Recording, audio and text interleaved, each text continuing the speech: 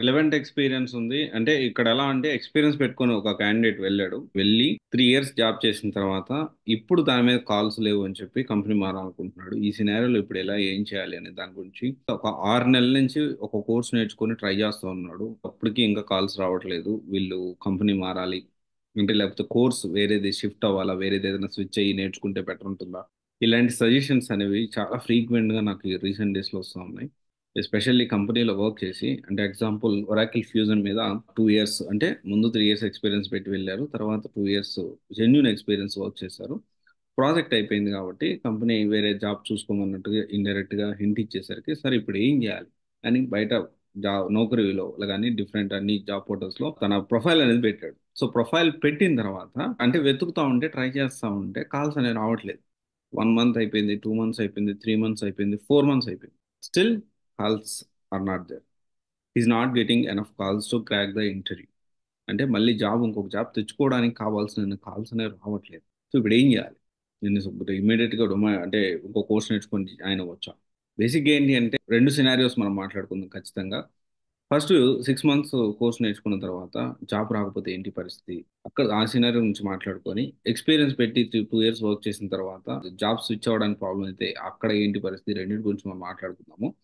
అయితే ఫస్ట్ ఏంటి అంటే 6 మంత్స్ ఒక కోర్సులో నేర్చుకొని మినిమం 6 మంత్స్ పడుతుంది. కానీ ఇక్కడ సెకండ్ మంత్ నుంచి థర్డ్ మంత్ నుంచి మనం కాల్స్ అనేవి చెక్ చేసుకుంటూ ఉండాలి. అలా కాకుండా నాకు అప్పటి వరకు వెయిట్ చేస్తానంటే మాత్రం అసలు కుదరదు. ఎప్పుడైనా కానీ ఫస్ట్ ప్రాబ్లం ఎక్కడ వస్తుందంటే మన రెజ్యూమ్ దగ్గర ఫస్ట్ ప్రాబ్లం అనేది వస్తుంది మనకి. ఆ రెజ్యూమ్ చూసుకోకుండా నాకు కాల్స్ లేవు, నేను నేర్చుకున్న దాంట్లో అని చాలా ఈజీగా డెసిషన్ అనేది వచ్చేస్తుంటారు. సెకండ్ మంత్ నుంచి దాన్ని అబ్జర్వ్ చేసుకుంటూ కాల్స్ ఎలా ఉన్నాయి ఏంటి అనేది చెక్ చేసుకుంటూ మనం రావాలి. ఇది చాలా ఇంపార్టెంట్ పాయింట్.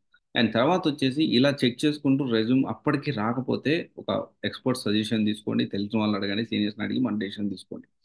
తొందరపడి ఇమీడియట్ ఇటొకటి అటొక అడుగు అస్సలు వేయద్దు. నెక్స్ట్ ఇంకొక టాపిక్ వచ్చేసి మనము ఇప్పుడు ఏదైతే మాట్లాడుకుంటున్నామో ఎక్స్పీరియన్స్ అంటే 3 ఇయర్స్ ఎక్స్పీరియన్స్ పెట్టి 2 ఇయర్స్ వర్క్ చేసిన తర్వాత మనం ముందు అర్థం చేసుకోవాల్సిన విషయం ఏంటి అంటే బిఫోర్ ఎంటర్ అయ్యేటప్పుడే మనం ఒకసారి ఆలోచించుకోవాలి దీనికి పాసిబిలిటీ ఏంది, నెక్స్ట్ ఎంతవరకు మనం రీచ్ అవ్వచ్చు, ప్యాకేజ్ ఏంటి అనేది. అండ్ ఇంకోటి ఏంటి అంటే కంపెనీ నుంచి బయటకు వచ్చిన తర్వాత 3 మంత్స్ వరకు మనకి ఇంకో కంపెనీ జాయిన్ అవ్వడానికి అంటే మధ్యలో 3 మంత్స్ గ్యాప్ ఉంటే కంపెనీలు అనేవి ఓకే యాక్సెప్ట్ చేస్తాయి.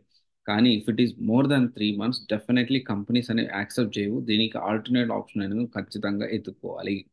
ఇప్పుడు కొన్ని సినారియోస్ లో కంపెనీ నుంచి ఈ విధంగా మారేటప్పుడు కొన్నిసార్లు 6 మంత్స్ కూడా పట్టొచ్చు జాబ్ తెచ్చుకోవడానికి. అంటే టెర్మినేట్ అయిన తర్వాత అప్పటిదాకా మనం ఏంటంటే ఆల్టర్నేట్ థింగ్స్ ఉన్నాయి, దాన్ని మనం ఆలోచన చేసి ప్లాన్ చేసుకోవాలి. ఆల్టర్నేటివ్ ఏంటి, ఎలా ప్లాన్ చేసుకోవాలి అనేది మీకు తెలిసిన వాళ్ళు అడగండి. తెలియకపోతే you can attend for counselling publicly. నేను కూడా ఆ విషయాలు అనేది సినారియో బేస్డ్ ఉంటుంది కాబట్టి నేను కూడా చెప్పలేను. ఓకే. కానీ ఒకటైతే ఏంటి అంటే 3 మంత్స్ మించి అయితే మీ కెరీర్ గ్యాప్ ఉంటే మాత్రం ప్రాబ్లం అవుతుంది. ఒకసారి డొమైన్ ఏంటి అన్ని చెక్ చేసుకోండి. అండ్ ఒకవేళ జాయిన్ అయ్యి అయిపోయింది, ఎక్స్పీరియన్స్ పెట్టి 2 ఇయర్స్ జెన్యున్ ఎక్స్పీరియన్స్ వచ్చింది అనుకుంటే దానికి 2 ఆప్షన్స్. ఒకటి ఒక ప్రొసీజర్ ఉంటుంది, ఆ ప్రొసీజర్ లో కెరీర్ గ్యాప్ రాకుండా చేయొచ్చు.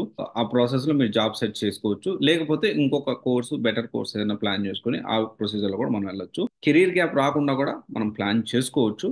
దానికి ఏమి వర్రీస్ ఏం లేదు. బట్ ఏంటి అంటే ప్రాపర్ ప్లానింగ్ అనేది ఉండాలి. కానీ తొందరపడి ఎప్పుడైనా ఒక డొమైన్ సెలెక్ట్ చేసుకున్న తర్వాత తొందరపడి ఊరికి డొమైన్ మారడం కూడా కరెక్ట్ కాదు. Okay, thank you.